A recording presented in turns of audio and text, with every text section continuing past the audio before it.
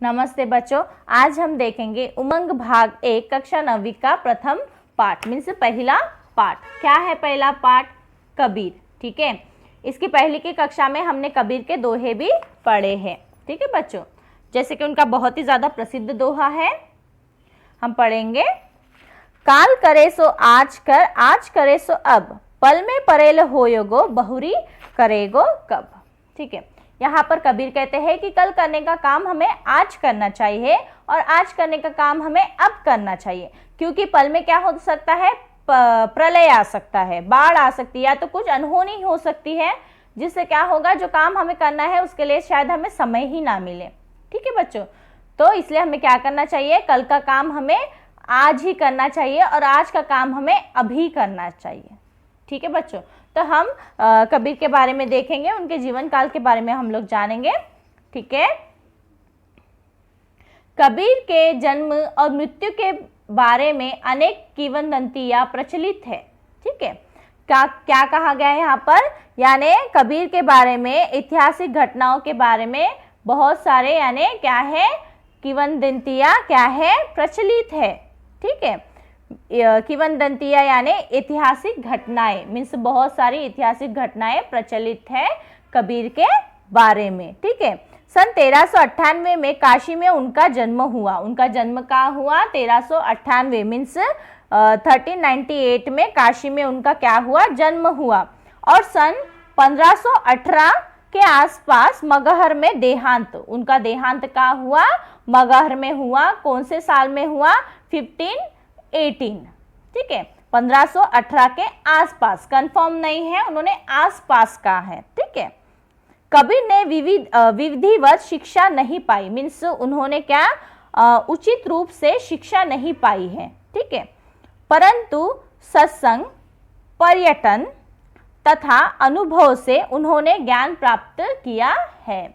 जैसे कि उन्होंने सत्संग से और अनुभव से मीन्स एक्सपीरियंस से क्या हुआ? उन्होंने ज्ञान प्राप्त किया है।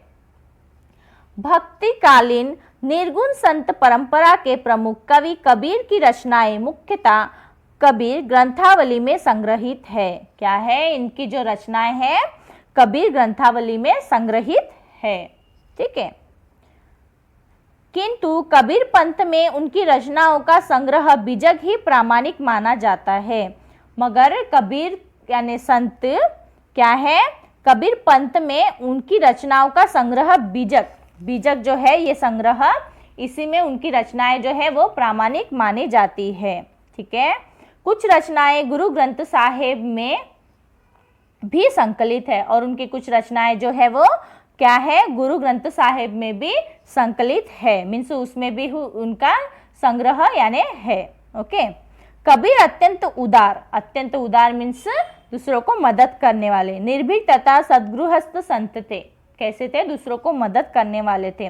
राम और रहीम की एकता में विश्वास रखने वाले कबीर ने ईश्वर के नाम पर चलने वाले हर तरह के पाखंड, भेदभाव और कर्मकांड का खंडन किया। जो लोग भगवान के नाम से कुछ गलत काम करते हैं उन्हें उन्होंने विरोध किया, पाखंड किया। ठीक है, खंडन किया।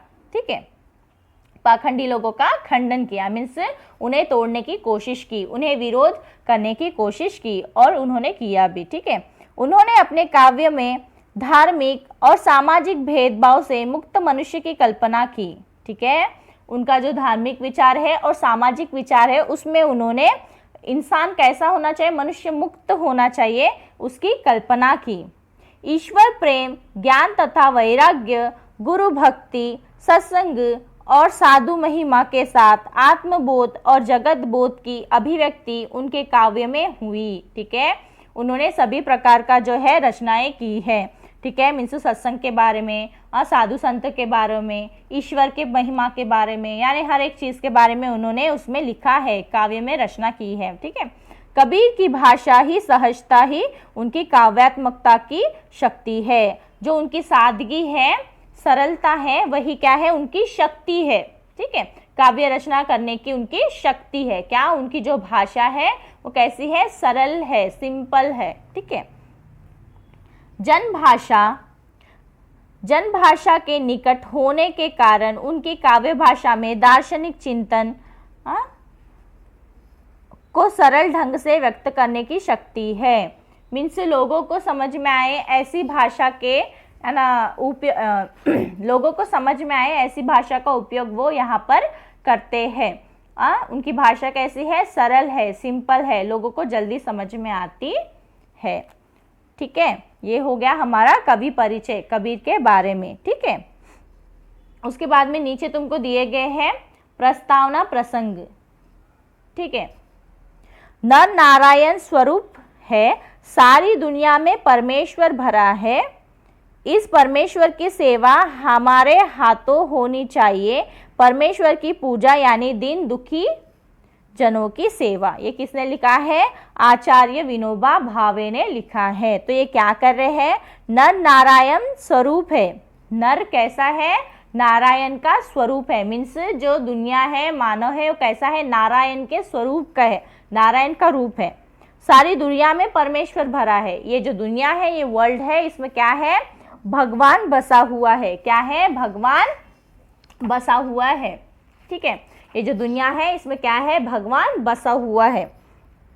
इस परमेश्वर की सेवा हमारे हाथों होनी चाहिए। ये जो दुनिया में लोग हैं उनमें क्या बसा है? परमेश्वर, ईश्वर बसा है। तो इस ईश्वर की सेवा हमारे हाथों से होनी चाहिए। मीन्स हमें उनकी हेल्प करनी चाहिए जो इस दुनिया में लोग हैं। परमेश्वर की पूजा यानी दीन दुखी जनों की सेवा। परमेश्वर की पूजा का मतलब यहाँ पर ये नहीं कहा गया है कि ईश्वर की फोटो लगाओ, उसमें हार चढ़ाओ, फूल ले करो, कैंडल जलाओ, आरती उतारो, ये सब नहीं। तो क्या कहा गया है इसमें? परमेश्वर की अगर सच्ची मायने में हमें पूजा करनी है तो हमें क्या करना है? हमें जो गरीब है, दुखी है, जिनको एक टाइम का खाना भी नहीं मिल रहा है, उनकी हमें मदद करनी चाहिए। तभी सही मायने में क्या है? हम परमेश्वर की सेवा कर रहे हैं, ऐसा माना जाएगा। ठीक है बच्चों, उसके बाद नीचे 3 क्वेश्चंस दिए गए। विनोबा जी परमेश्वर की सेवा किसे मानते हैं? ठीक है, क्या किसे मानते हैं विनोबा जी? विनोबा जी मानते हैं परमेश्वर की सेवा हमारे हाथों से होनी चाहिए। परमेश्वर की सेवा यानी दिन दुखी जनों की सेवा। यहाँ पर विनोबा भावे जी क्या कह रहे हैं? अगर सच में हमें परमेश्वर की सेवा करनी है तो हमें दुखी, दीन यानी गरीब और दुखी लोगों की सेवा करनी चाहिए। इसे ही वो परमेश्वर की सेवा मानते हैं। आप किस प्रकार की सेवा करना चाहेंगे? ये क्वेश्चन आपके लिए। आपको कैसे लोगों की सेवा करनी है? ठीक है, समाज सुधारक कबीर के बारे में आप क्या जानते हैं? ठीक है, अभी हमने पढ़ा कवि परिचय, उनका पूरा पढ़ा, वही उसी में से आपको 1-2 पॉइंट्स लिखने हैं। हाँ, जैसे कि उनका जन्म कहाँ हुआ, उनका मृत्यु कहाँ हुआ, उनकी पढ़ाई कैसी हुई, उन्होंने पढ़ाई करी है नहीं करी है, ठीक है, उन्होंने कैसा यानी अनुभव किया है, ठीक है, ये सब, उन्होंने काव्य रचना कैसे लिख पाए, ठीक है ना। तो ये सब आंसर्स आपको इस 3rd क्वेश्चन में लिखने हैं। पहली साखी हम देखेंगे बच्चों, ठीक है।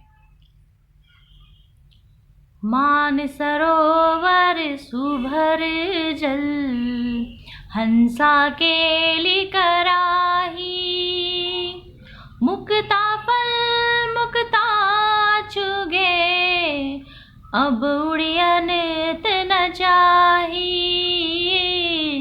अब उड़ियन न जाही। ठीक है बच्चों, यहाँ पर कबीरदास कह रहे हैं मान सरोवर सुभर जल, ठीक है। सरोवर मीन्स जहाँ पर हमारी आत्मा मरने के बाद यानी हमारी आत्मा जहाँ पर जाती है, ठीक है, तो वहाँ पर क्या है? सुभर जल। सुभर जल मीन्स पवित्र, यानी पवित्र जो अमृत होता है, अमृत का कुंड है वहाँ पर, ठीक है। तो हमारी जो आत्मा है वो आत्मा मान सरोवर में जाके, ठीक है, जो अमृत का कुंड है, ठीक है, वहां पर क्या कर रही है? हंसा केली कराई मीन्स क्रीड़ा कर रही है। किसके जैसे? हंस रूपी जो आत्मा है वो क्या कर रही है? मुक्ता फल मुक्ता चुगे, ठीक है, मीन्स यहाँ पर कहा गया है बच्चों मुक्ता फल। मुक्ता फल मीन्स मोती रूपी फल, ठीक है। मुक्ता, मुक्ता मीन्स स्वतंत्र, ठीक है, और चुंगे मीन्स पान करना, ठीक है। तो हमारी जो आत्मा है वो क्या कर रही है? मानसरोवर में मीन्स पवित्र जल में, मीन्स अमृत जल में, अमृत जल का जो कुंड है उसमें क्या कर रही है, स्नान कर रही है। ठीक है, और जो हंस रूपी हमारी आत्मा है वो क्या कर रही है, क्रीड़ा कर रही है। ठीक है, उस जल में क्रीड़ा कर रही है। ठीक है, और ये क्या है, हमारी जो आत्मा है, हंस रूपी आत्मा जो है वो मोती रूपी फल, ठीक है, मोती रूपी फल क्या कर रही है, पान कर रही है। ठीक है, मीन्स उसको चूंग रही है। एक पक्षी कैसा होता है जो दाने चूंगता है, उसी तरीके से यहाँ पर हमारी आत्मा को क्या कहा गया है, मानसरोवर में जाके अमृत कुंड में स्नान कर रही है, क्रीड़ा कर रही है। ठीक है, और क्या कर रही है, हंस रूपी जो हमारी आत्मा है वो मोती रूपी फल चूंग रही है। ठीक है, पान कर रही है, स्वतंत्रपने पान कर रही है। और इस आत्मा को वो यानी जगह इतनी पसंद आई है कि वो जगह छोड़कर, मीन्स वो मानसरोवर छोड़कर कहीं और नहीं जाना चाहती। ठीक है बच्चों, फिर से मैं एक्सप्लेन कर रही हूँ। हमारी जो आत्मा है वो मानसरोवर में जाकर जो अमृत कुंड है उसमें क्रीड़ा कर रही है। ठीक है, और ये जो हंस रूपी आत्मा है हमारी, वो मोती रूपी फल क्या कर रही है, पान कर रही है, मीन्स उसे चूंग रही है। और ये मानसरोवर हमारी आत्मा को इतना पसंद आया है कि वह वो जगह छोड़कर कहीं और नहीं जाना चाहती। ठीक है बच्चों, अभी दूसरा साखी हम देखेंगे। प्रेमी ढूंढत मैं फिरो, प्रेमी मिले ना कोई, प्रेमी को प्रेमी मिले, सब विषय अमृत होई, सब विषय अमृत होई। ठीक है बच्चों, यहाँ पर कवि कबीरदास कह रहे हैं यहाँ पर प्रेमी ढूंढत मैं फिरूं। ठीक है, मीन्स जो ईश्वर का सच्चा भक्त है मैं उसे ढूंढ रहा हूँ। ठीक है, प्रेमी मिले न कोई, मगर मुझे ऐसा कोई भी सच्चा प्रेमी यानी ईश्वर भक्त नहीं मिल रहा है। ठीक है, प्रेमी को प्रेमी मिले, अगर सच में प्रेम भक्त यानी ईश्वर के भक्त को, ठीक है, ईश्वर के प्रति यानी सच्ची श्रद्धा रहने वाला अगर कोई व्यक्ति है वो अगर मिल गया तो क्या होगा, सब विषय अमृत होई, यानी जो भी निगेटिव एनर्जी है, जो भी गलत सोच है वो क्या हो जाएंगी, अमृत में बदल जाएंगी, मीन्स पॉजिटिव में बदल जाएगा। ठीक है, अगर एक कोई इंसान है जो हमेशा निगेटिव सोचता है तो वो दूसरों को भी क्या ये करेगा, निगेटिव एनर्जी पास करेगा। मगर अगर कोई पॉजिटिव एनर्जी वाला मिलता है तो वो दूसरे को भी क्या करेगा, पॉजिटिव एनर्जी ही पास करेगा। समझ में आ रहा है? तो यहाँ पर कवि कबीरदास वही कह रहे हैं कि मैं ईश्वर का जो सच्चा प्रेम करते हैं ऐसे भक्त ढूंढ रहा हूँ, सच्चा भक्त ढूंढ रहा हूँ, मगर मुझे कोई भी नहीं मिल रहा है। ठीक है, अगर सोचो, अगर एक यानी ईश्वर प्रेम करने वाले व्यक्ति को दूसरा भी ईश्वर प्रेम करने वाला व्यक्ति मिला तो क्या होगा, जो भी विष है वो पूरा अमृत में बदल जाएगा, यानी जो भी निगेटिव एनर्जी है पूरी पॉजिटिव एनर्जी में बदल जाएगी, जो भी गलत सोच है वो अच्छी सोच हो जाएगी। ऐसे यहाँ पर कबीरदास हमें समझाने की कोशिश कर रहे हैं। ठीक है बच्चों, तीसरी साखी हम देखेंगे। हस्ती चढ़िए ज्ञान को सहज दुली चाडारी, स्वान रूप संसार है भूकन दे झक मारी, भूकन दे झक मारी। यहाँ पर कबीरदास कह रहे हैं हस्ती, हस्ती यानी बड़ा हाथी। ठीक है, तो हाथी पर चढ़कर हम लोग क्या है, सहज दुलीचा डारी, मीन्स उसके हाथी के ऊपर एक दुलीचा डाला जाता है। ठीक है ना, तो हम लोग उसके ऊपर चढ़कर यानी क्या ज्ञान प्राप्ति के लिए जा रहे हैं। ठीक है, तो ये जो स्वान रूप संसार, स्वान रूप मीन्स कुत्ते के जैसा जो संसार है, कुत्ते के जैसा ये जो संसार है वो क्या करेगा, भूकेगा, मीन्स हमें गलत गलत बातें बोलेगा, हमें कमेंट्स पास करेगा, हमारे बीच में आने की कोशिश करेगा। ठीक है, तो हमें क्या करना है, हमें उन चीज़ों पर ध्यान नहीं देना है। ठीक है बच्चों, हमें ज्ञान अर्जना करनी है, हमें उन सब चीज़ों पर ध्यान नहीं देना है। कबीरदास यहाँ पर यही कहना चाहते हैं कि हाथी चले बाजार, कुत्ते भौंके हजार। मतलब जब हम ज्ञान की प्राप्ति के लिए जब आगे बढ़ते हैं, ठीक है, तो जिस तरीके से हाथी पर बैठकर अगर हम लोग ज्ञान प्राप्ति के लिए जा रहे हैं, तो ये क्या है, स्वान रूप संसार, स्वान रूपी संसार मीन्स कुत्ते के जैसा ये जो संसार है क्या करेगा, हमें रोकने की कोशिश करेगा। किस तरीके से, हमें भला बुरा बोलेगा, हमारे बारे में कमेंट्स पास करेगा। ठीक है, तो हमें क्या करना है, हमें उन सब चीज़ों पर ध्यान नहीं देना है। ठीक है, हमें सिर्फ हमारी ज्ञान अर्जना करनी है। उसके बाद का 4th वन हम देखेंगे, पका पखी के कारणे सब जग रहा भुलाना, निरपख होई के हरि भजे, सोई संत सुजाना, सोई संत सुजाना। ठीक है बच्चों, पखा पखी मीन्स पक्ष विपक्ष। ठीक है, तो ये जो सारा संसार है वो क्या है, सही गलत इसमें है। कोई बोलता है ये सही है, कोई बोलता वो सही है, कोई बोलता है गलत है। ठीक है, तो जो भी यानी ये सही गलत के इसमें यानी गिरते हैं, वो क्या होते हैं, संसार को भूल जाते हैं, ईश्वर को भूल जाते हैं। ठीक है, मगर जो निष्पक्ष भाव के होते हैं, ठीक है, मीन्स निरपक्ष, निरपक्ष मीन्स जो निष्पक्ष भाव के, मीन्स कोई भी यानी इससे तुलना नहीं करते। ठीक है, कोई भी चीज़ में बीच में नहीं बोलते कि ये सही है या गलत है। ठीक है, सिर्फ अपने भगवान के बारे में भजन करते हैं, अपने भगवान की भक्ति करते हैं, वही क्या होते हैं, सच्चे सज्जन होते हैं, वही सच्चे संत होते हैं। मीन्स सुजान मीन्स अच्छे व्यक्ति होते हैं, सज्जन व्यक्ति होते हैं। ठीक है, फिर से मैं एक बार एक्सप्लेन कर रही हूँ।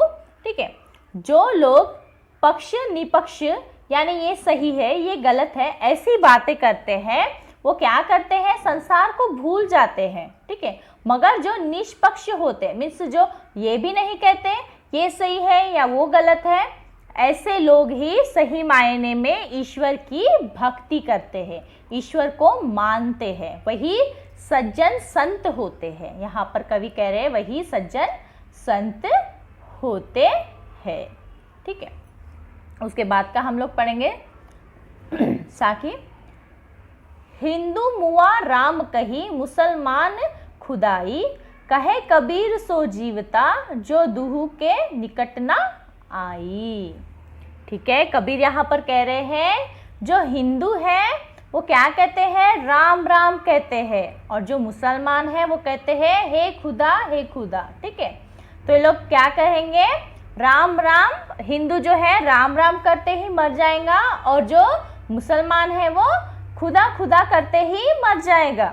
ठीक है, मगर जो भी इन दोनों के पास में नहीं आता वही सही मायने में जीवन जिएगा। ठीक है, यानी जो भी इन दोनों के पास में भी नहीं आएगा वो सच्चे ईश्वर को जानेगा। ठीक है, और वो अनंत जीवन पाएगा, जीवन सही तरीके से जिएगा। ठीक है बच्चों, हम लोग 5th स्टैंजा देखेंगे, काबा फिरी काशी भया, राम ही भया रहीम, मोट चून मैदा भया, बैठी कबीरा जिम। मीन्स यहाँ पर काबा, काबा मीन्स मुसलमानों का पवित्र स्थान। ठीक है, काशी मीन्स हिंदुओं का पवित्र स्थान। ठीक है, तो लोग यानी यहाँ पर कबीर कह रहे हैं आप काबा जाओ या काशी जाओ। ठीक है, जिन लोगों के लिए राम ही रहीम है और रहीम ही राम है। ठीक है, जिस तरीके से मोट चून मैदा भया मीन्स अलग अलग धान या तो अलग अलग जैसे हम लोग कोई दाल ले लेंगे, अलग अलग अनाज हम लोग ले लेंगे, तो ये अलग अलग अनाज जमा कर कर जब उसे मिक्स किया जाता है, उसका आटा बनाया जाता है, तो क्या होता है, उससे हम लोग रोटी बनाते हैं। ठीक है, तो उसमें हमें पहचान में आएगा क्या कि कौन सा गेहूं का आटा है, कौन सा ज्वारी का आटा है, हमें पहचान में नहीं आएगा।